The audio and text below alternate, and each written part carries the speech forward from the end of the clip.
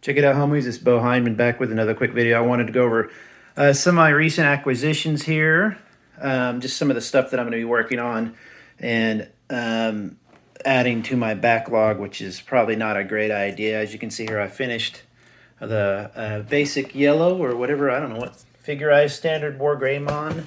I don't know anything about Digimon or whatever they're called, but I also got the black version. What's funny is the box of the original War Greymon came in a box like this size, and then this one is a much larger, kind of a flatter box. I'm really interested in that because let me put that one down. The standard one here is super chunky and fun, and it was a really fun basic build. You know, it's funny now that you get a model kit that you put together, you know, little square bits and angular bits, and they form this organic shape like this. It's a really, really nice shape. The stickers here, these are all stickers on the back, all that white, so that was a little annoying. The wings were a little bit annoying to figure it out, but not too bad. Would it be a good kit for beginners? I probably wouldn't do that, but still a fantastic, fun kit. So I had to get the gray version of that. Plus, I just love these big kits. As you can see, I have some old ones here that I just kind of have on the side. Later, when I do a new walkthrough of my, put my razors up, geez. When I do a walkthrough of my new kind of miniature museum here that I'll go over here in a bit, I'll cover some of these older models and stuff and why I have them around.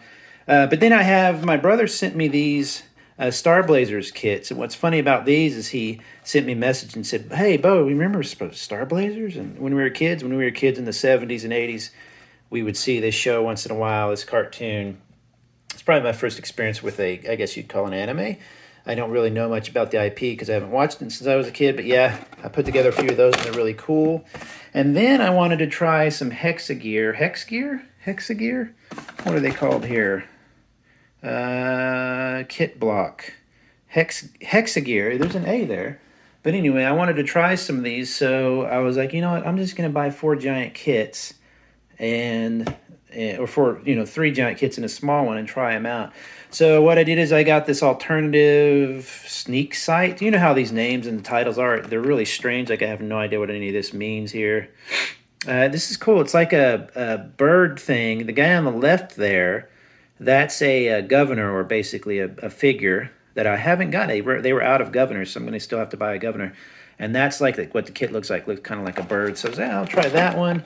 And then I got this one here, which is the Abyss Crawler. Really cool looking kit that it's like a spider crab thing. And so this is what it looks like. And then that's, I believe, with the governor. And I think some of the ones on the side here are pictures of what it might look like when you combine it like that. You can combine it to make something like that, for example. I don't know if these other kits will also, you know, if all the parts are swappable. I imagine they are, like Gundam, where you can kind of assemble stuff all together. I would open this box, but I'm one-handed right now, so I'm going to go ahead and just set that down. And then I had to get 2 of these bulk arms, the Lumberjack and this one here, which I'll show you in just a minute. These guys are just so chunky and fat looking, and their feet are like hovercraft. And it sounds really goofy, but if you ever watch Gundam stuff, they're always like riding on air and stuff, you know, like putting along.